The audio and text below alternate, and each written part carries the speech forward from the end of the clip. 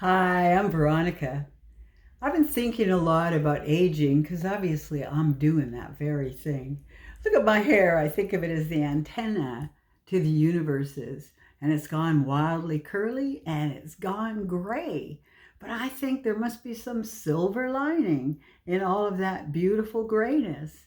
So there's something different about how I'm receiving information and how I'm refining information. That's how I take the hair change. How do you take yours?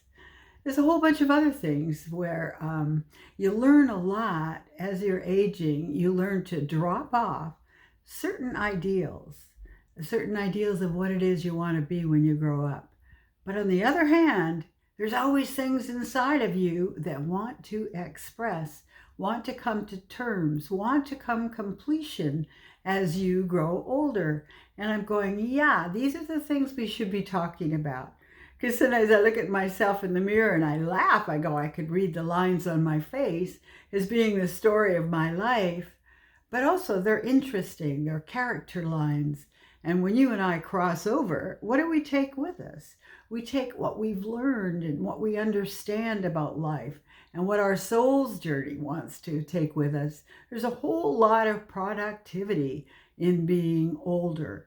How do you handle other people? Do you take offense anymore? Or do you have a deep compassion for that sister of yours that always drove you nuts? Have you learned how to empathize enough with people to say, oh, I'm off of that old rebellious tip that I used to be on. And now I understand what it is to be a person and how many losses and how many gains we've had. And what do the gains bring me? How can I refine the gains I've had? Writing books is one way.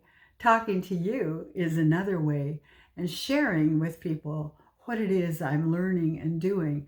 And I'll tell you what happens with that is you could actually pick up speed inside and feel more alive and more well, more healthy than you've ever felt before. So if you actually exchange ideas with people, you help them, but you really help yourself to redefine what it is to be 81 years old or however old you are. I was reading a book called, I think she's calling it something about finding the muse in old age. Her name is Priscilla Long. And she talks about getting older, that there are people in their 80s, 90s, and even in hundreds who've written their first books and been published, or first plays and been published, or becoming all kinds of healing forces. There's a lot to be done with the, what would you call it, the culling of the experiences that you've had in your life. And you know what?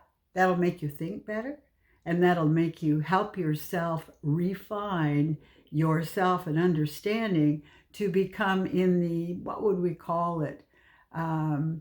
Is the new beginnings of being in your 80s or 90s and so on.